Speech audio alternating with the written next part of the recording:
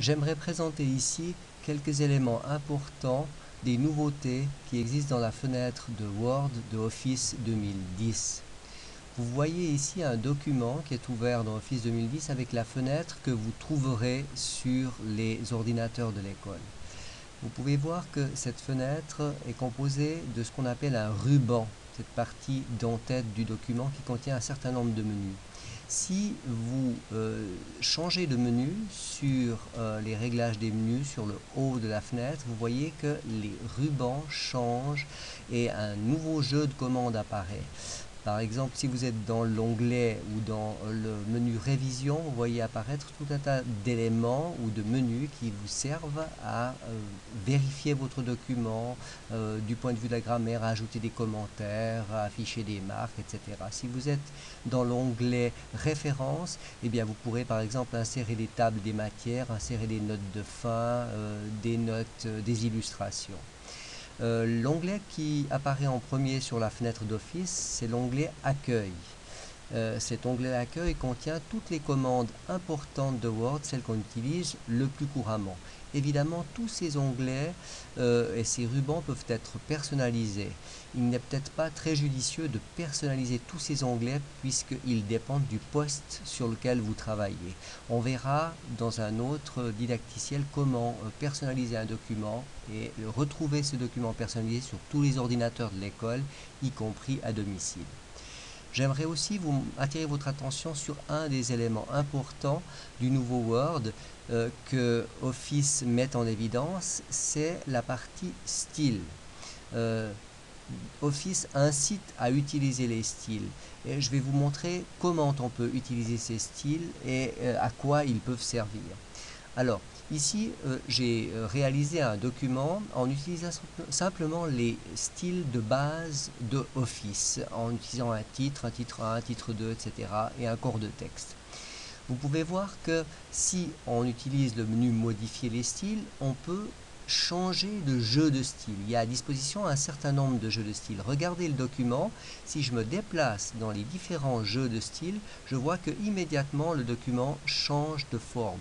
Tous les styles appliqués aux différentes parties du document changent de forme lorsque je change de jeu de style. Ça peut être intéressant pour changer très rapidement la forme ou l'aspect d'un document. Vous pouvez même, comme vous le voyez ici, personnaliser des styles et faire en sorte que ce soit vos styles à vous qui apparaissent dans cette fenêtre de réglage. Si maintenant vous voulez par exemple éviter les styles de titres et sous-titres en couleur, vous pouvez aussi choisir parmi ces styles des styles qui sont uniquement en nuances de gris. Voilà. Dans ce cas-là, si je me balade maintenant dans les jeux de style du document, vous allez voir que tous ces jeux de style sont en fait devenus noir et blanc. Il n'y a plus de couleur dans les styles. On peut aussi bien sûr modifier dans ces jeux de style les polices choisies pour le corps du texte et le titre. On voit que dans cet élément-là, par exemple les styles d'Office, Cambria est le style des titres et Calibri le style du corps du texte. Tout cela peut être changé.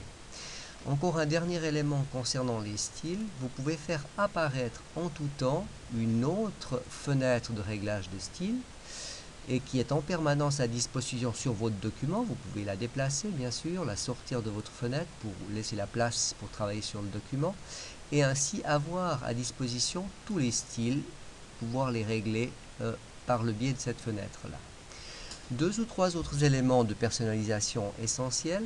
Si vous travaillez par exemple sur un petit écran, c'est le cas pour des portables, il est peut-être intéressant de ne pas afficher toujours les rubans de réglage. Alors pour éviter d'afficher le ruban, il vous faut réduire le ruban. Vous pouvez utiliser cette commande qui est ici à disposition et de cette manière-là, vous libérez de l'espace pour afficher votre texte. Évidemment, lorsque vous sélectionnez un menu, les rubans réapparaîtront. Un autre élément important, ça peut être d'afficher la règle. Cette règle, elle n'est pas disponible sur ce document-là. Si vous l'affichez maintenant,